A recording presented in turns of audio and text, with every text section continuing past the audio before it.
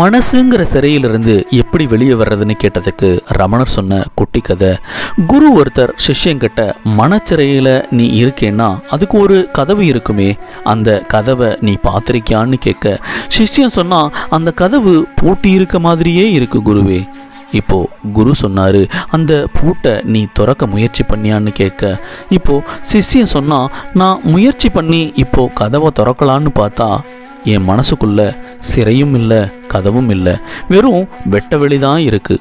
இப்போ குரு சொன்னாரு, இது உன் மனசு நடத்துகிற ஒரு மாய நாடகம்தான். ஆன்ம உண்மையை எப்படி தெரிஞ்சுக்கிறதுன்னு கேட்டதுக்கு ரமணர் சொன்ன குட்டி கதை. குரு ஒருத்தர் தன்னோட சிஷ்யங்கிட்ட, நீ தினமும் பல வேஷம் போடுற, உன் பிள்ளைக்கு அப்பாவா, மனைவிக்கு கணவனா, ஆஃபீஸில் ஊழியனா, இது எல்லாமே நீ போடுற முகமூடிகள் தான். இந்த முகமூடியெல்லாம் ஒரு ஓரமாக கலட்டி வச்சுட்டு உண்மையான நான் யார் அப்படிங்கிற விசாரணையை செஞ்சேன்னா அது வெட்ட வெளிச்சமாக உனக்கு காட்டி கொடுக்கும். அந்த முகமூடி இல்லாத நான் தான் ஆன்மான்னு. ஏன்னா நீ எந்த வேஷம் போட்டாலும் உனக்குள்ள இருக்கிற நான்கிற ஆன்மா முகமூடி எதுவும் இல்லாம தான் இருக்கு. ஆன்மா எங்க தான் இருக்கு, அதை எப்படி தான் தெரிஞ்சுக்கிறதுன்னு கேட்டதுக்கு ரமணர் சொன்ன குட்டி கதை.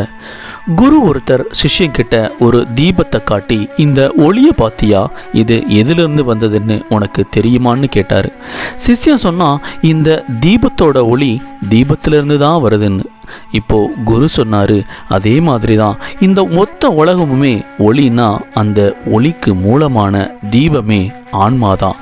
அதை மட்டும் புரிஞ்சுக்கிட்டா இங்க வெளி இருள் அப்படிங்கிற எதுவுமே முக்கியம் இல்லை. நண்பர்களே, மனதில் வருவது வரட்டும், போவது போகட்டும், நாம் அகத்தினுள் சொல்லற சும்மா இருப்போம்.